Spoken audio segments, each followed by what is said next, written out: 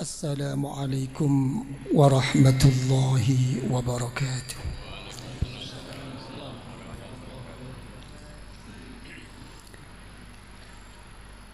Alhamdulillahi wahdah, wassalatu wassalamu ala sayyidina wa habibina wa syafi'ina wa qurrati a'yunina wa maulana Muhammadin ibn Abdillah وعلى آله وأصحابه ومن تبع هداه ولا حول ولا قوة إلا بالله أما بعد. Para habaib, para masyayikh, para a'immatil khususiyah yang saya muliakan, wabil khusus sahibul bait Bapak Haji Deki Turner sekeluarga yang saya muliakan. Pertama kali saya panjatkan syukur kehadrat Allah Subhanahu wa taala. Alhamdulillah, alhamdulillah wa syukrulillah, yang mana kita sampai detik ini oleh Allah Subhanahu wa taala senantiasa diberi tetap Islam dan iman, diberi nikmah sihah wal afiyah, diberi kesempatan waktu untuk bersama-sama hadir dalam ini majlis, yaitu majlis zikir hadrat Allah Subhanahu wa taala, majlis untuk mendekatkan diri ke hadrat Allah Subhanahu wa taala dengan berkah daripada Rasulullah sallallahu alaihi wasallam, dan berkah daripada guru-guru kita, dan berkah daripada kedua orang tua kita, dan berkah daripada arwahil muslimina wal muslimat wal mu'minina wal mu'minat al ahya'i minhum wal amwat. Semoga kita semua dan anak turun kita sampai 7 turunan hatta ila yaumil qiyamah senantiasa dikaruniai rahmah oleh Allah, senantiasa diberi maghfirah, pengampunan oleh Allah di dalam ibadah, di dalam berzikir, di dalam berjuang ke hadirat Allah. Semoga makin cinta kepada Allah, bertambah ma'rifah, taqarrub, dekat usul sampai ke hadirat Allah. Di dalam menghadapi hidup ini, semoga kita diberi selamat, diberi aman dari segala macam musibah, dari segala macam bala, dari segala macam kerusakan, dari segala macam gangguan, dari segala macam kezaliman, lebih-lebih dari segala macam fitnah, ma zahara minha wa ma batan. Semoga dipermudahkan rezeki kita oleh Allah, dan dilancarkan segala urusan kita oleh Allah, dan dikabulkan segala hajat kita oleh Allah, hajatud dunyawiyah wal ukhrawiyah. Fa insyaallah ala ridha wa husnil khatimah, ala ridha wa husnil khatimah, ala ridha wa husnil khatimah. Kita mati dengan membawa iman. Di alam kubur kita akan dijemput oleh para wali-wali Allah, oleh para kekasih Allah, oleh kedua orang tua kita, dan akan diajak bersama-sama untuk dipertemukan dengan Rasulullah sallallahu alaihi wasallam. Semoga Rasulullah akan menerima kita, akan memberi syafaah kepada kita, dan beliau membawa kita ke dalam surga Allah untuk dipertemukan dengan Allah. Allahumma amin amin amin ya rabbal alamin. Para hadirin hadirat yang saya muliakan, tadi sesudah sembahyang maghrib saya berkumpul-kumpul dan berbincang-bincang dengan Al-Akhi Fillah Bapak Haji Arifin Tarigan dan Al-Akhi Fillah Bapak Haji Sufyan Sauri, juga dengan Al-Akhi Fillah Bapak Haji Deki Turner, di mana di dalam perbincangan tadi, kalau tidak salah, Bapak Sufyan Sauri menanyakan kepada saya, Kiai, bagaimana keadaan bangsa dan negara kita ini? Apa yang kita hadapi bersama ini merupakan suatu murka atau siksa dari Allah Subhanahu wa ta'ala. Apa begitu tadi pertanyaan Pak Sufyan?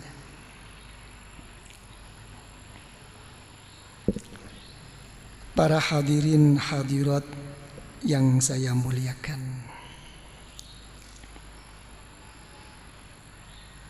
tadi saya sempat menyadat sedikit apa yang telah difirmankan oleh Allah Subhanahu wa ta'ala dan apa yang telah disabdakan oleh Rasulullah sallallahu alaihi wa alihi wasallam dalam menjawab pertanyaan yang telah disampaikan oleh Al-Akhi Fillah Bapak Haji Sufyan Sauri. Para hadirin hadirat yang saya muliakan, di dalam kita menghadapi suatu musibah atau menghadapi suatu bencana atau menghadapi menerima sesuatu yang tidak kita kehendaki, untuk mengukur itu semua apakah akan menjadikan kita makin dekat, makin mulia di sisi Allah, atau itu merupakan suatu ujian daripada Allah, atau itu merupakan suatu siksa dari sisi Allah. Sebetulnya semua ini adalah merupakan syirrun min asrarillah, merupakan suatu rahasia daripada rahasia Allah. Untuk menjadikan semua itu suatu yang makin dekat dan mulia di sisi Allah, atau merupakan ujian daripada Allah, atau bahkan merupakan siksa daripada Allah, itu sebenarnya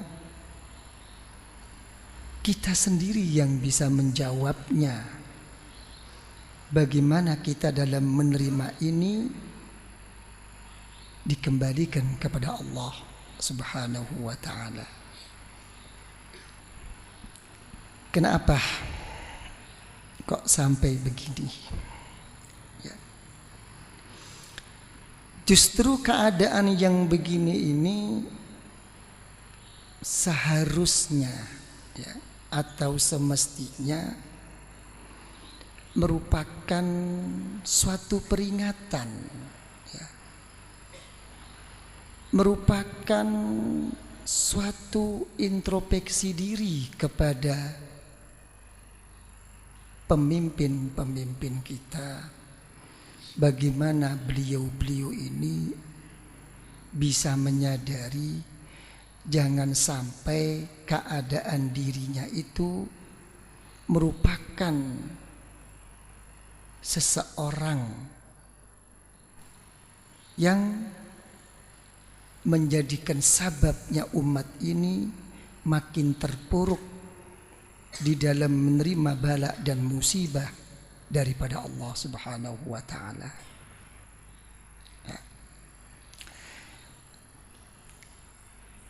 Salah satu waliyun min awliyaillah, ada seorang wali daripada wali Allah. Dari dekatnya dirinya kepada Allah, dia bermunajat kepada Allah. Ya Allah, memang saya ya Allah sebagai hamba-Mu yang paling bodoh, yang paling hina dan paling banyak dosa ke hadirat-Mu ya Allah.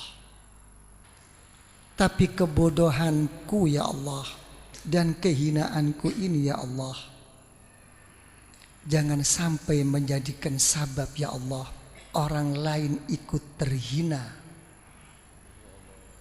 dengan adanya diriku ya Allah. Kalau sampai ada orang lain ya Allah, sampai Engkau masuk ke neraka ya Allah, karena gara-gara diriku ya Allah, lebih baik aku sendiri yang Kau masuk ke neraka ya Allah. Ya. Jadi dalam hal ini ya, dalam keadaan yang seperti ini ya, terlalu naif, atau kalau boleh saya katakan terlalu bodoh. Nah, seseorang yang begitu berani ya, dengan membabi buta, tidak menyadari keadaan sekelilingnya, dirinya itu apa? Mengajukan atau menginginkan menjadi seorang pemimpin.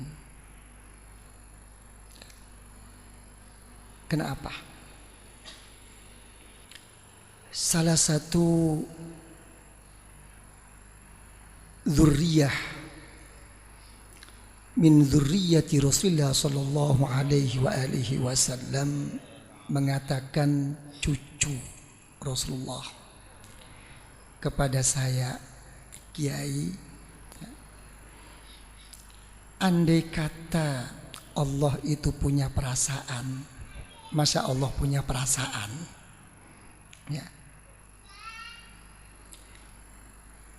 Ka'bah itu sebetulnya itu bukan di Mekah, sepatutnya itu ditaruh di Indonesia. Salah satu lagi mengatakan, kalau saya pikir-pikir, yang mana kata Rasulullah sallallahu alaihi wasallam, sepertiga dari umat saya masuk surga tanpa hisab, maka sepertinya itu orang Indonesia lah yang pantas masuk ke sana. Ya. Pernyataan beliau yang seperti ini sebetulnya apa? Tidak ada lain karena dilihat ya, dalam kacamata beliau begitu baiknya ya, dan begitu mulia dan agungnya, lebih-lebih akhlak adat istiadat orang-orang Indonesia di mata beliau ini. Ya. Dalam satu riwayat, Rasulullah sallallahu alaihi wasallam memberi satu pilihan, umat yang baik, pemimpin yang buruk, atau pemimpin yang baik, umat yang buruk. Rasulullah sallallahu alaihi wasallam memilih pemimpin yang baik walaupun umat yang buruk. Karena dengan pemimpin yang baik, dengan kekuatannya, umat seburuk bagaimanapun akan jadi baik. Jadi kalau begini kita angan-angan apa yang dikatakan oleh beliau-beliau ini, umat kita ini, orang Indonesia itu adalah umat yang baik.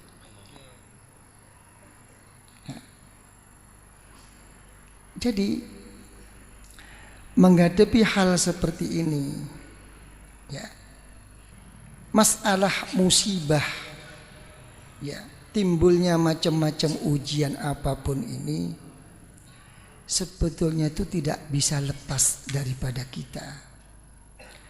Karena dalam satu hadis riwayat Imam Nasa'i dari sahabat Sa'ad bin Waqqas radhiyallahu anhu, Rasulullah sallallahu alaihi wasallam, asyaddun nas bala'an al-anbiya summal amsal fal amsal. Ini kata Rasulullah,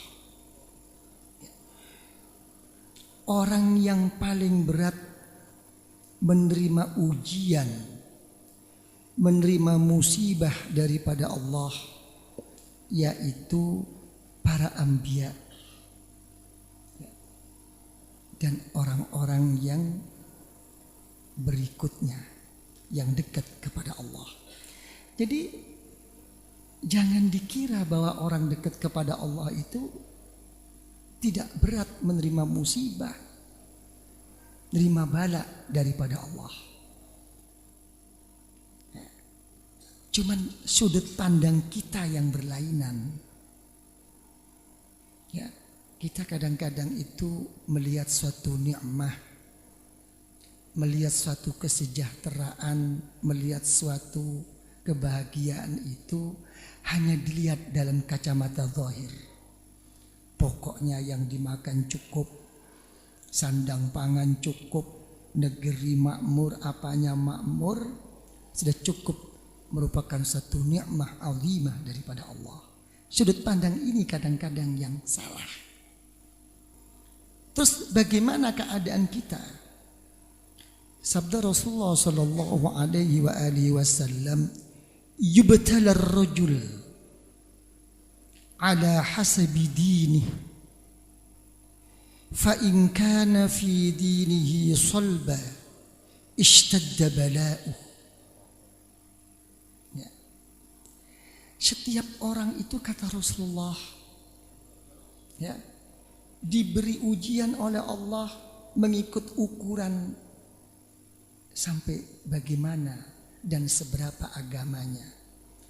Kalau agamanya begitu kuat, keyakinannya begitu mantap ke hadirat Allah, makin berat ujian daripada Allah. Wa in kana fi dinihi riqqatan ubtuliya ala qadri dini.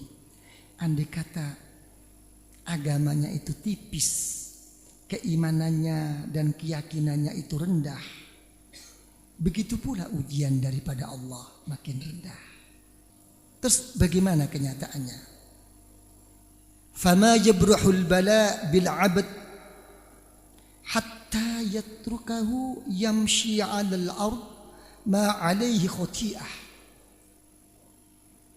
Kata Rasulullah sallallahu alaihi wa alihi wasallam, suatu bala musibah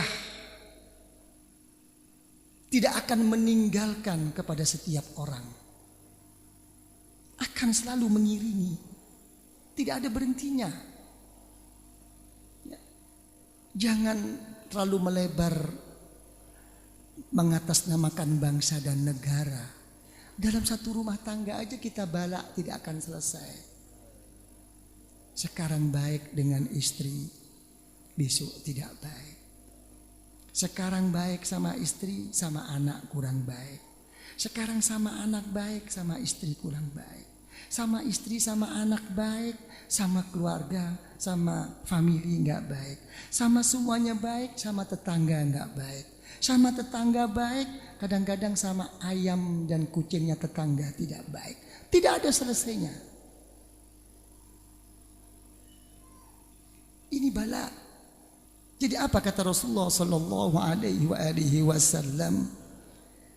Selagi orang itu berjalan di atas dunia ini membawa dosa kepada Allah. Jangan berharap lepas daripada bala dan ujian daripada Allah. Tadi sudah saya kembalikan. Silahkan menerima satu bala dan ujian daripada Allah. Ya. Tapi jangan sampai kita ini merupakan suatu sabab, merupakan suatu gara-gara timbulnya bala, timbulnya fitnah, timbulnya kegoncangan macam-macam ini datang dari diri kita. Hati-hati. Ini mestinya yang lebih berat peringatan untuk pemimpin. Coba kalau sudah begini, siapa yang ingin jadi pemimpin? Ini permasalahannya. Dalam masalah bala, Sultanul Aulia Sayyidina Syekh Abdul Qadir Al-Jailani radhiyallahu anhu, beliau mengatakan dalam kitab manaqibnya, la yasluhu li mujalasatil haqqi ta'ala illa al-mutahharun min rijasiz zallat. Ya, sealim-alim seseorang, sebanyak ibadah seseorang, ya, dan sebanyak bagaimanapun orang itu berzikir kepada Allah, dia masih belum patut, masih belum pantas untuk duduk berdampingan di sisi Allah. Silahkan kita menyintai Allah, silahkan kita makin mendekat kepada Allah, tapi tentukah kita akan didekati oleh Allah? Tapi tentukah kita akan dicintai oleh Allah? Belum tentu. Kecuali orang-orang yang suci dari segala dosa, kata Kanjeng Syekh. Begitu pula kata beliau, wala yuftahu illa liman khala anid ta'awi wal hawasat. Siapapun jangan lagi tidak benar, walaupun benar sesuai dengan aturan Allah, sesuai dengan akhlak Rasulullah sallallahu alaihi wasallam, melalui sunnah Rasulullah sallallahu alaihi wasallam. Kalau orang itu masih mengaku-ngaku bahwa dirinya lah yang ini yang itu, hakikatnya orang ini, kata Kanjeng Syekh, orang yang belum dibuka hatinya oleh Allah, orang yang belum diberi hidayat oleh Allah. Ini permasalahannya. Bagaimana kata Kanjeng Syekh? Walamma kana al-ghalibu 'ala an-nas 'adam at-tatahhur. Karena memang kebanyakan manusia itu tidak ada yang bersih, tidak ada yang suci dari segala dosa, dicuci oleh Allah, dibersihkan dosanya oleh Allah, disucikan hatinya oleh Allah, diberi segala ujian oleh Allah. Berbentuk apapun ujian itu, ibtalahumullahu ta'ala bil amrad, diberi suatu sakit, diberi suatu penyakit. Semua itu hanya menjadikan kafaratan wa tahura, hanya sebagai suatu tebusan, hanya sebagai penyuci segala dosa-dosanya kepada Allah. Agar apa? Liyastuhu limujalasatihi wa qurbihi sya'aru bidzalika awalam yash'uru. Agar dia itu patut, pantas untuk duduk berdampingan sama Allah. Terserah, kata Kanjeng Syekh, engkau sadar atau tidak sadar, engkau menerima atau tidak menerima, inilah hakikatnya musibah, ujian daripada Allah. Oke? Bagaimana kalau begini? Hah? Jadi sudah jelas ya. Yang jadi pembahasan yang pokok, jangan sampai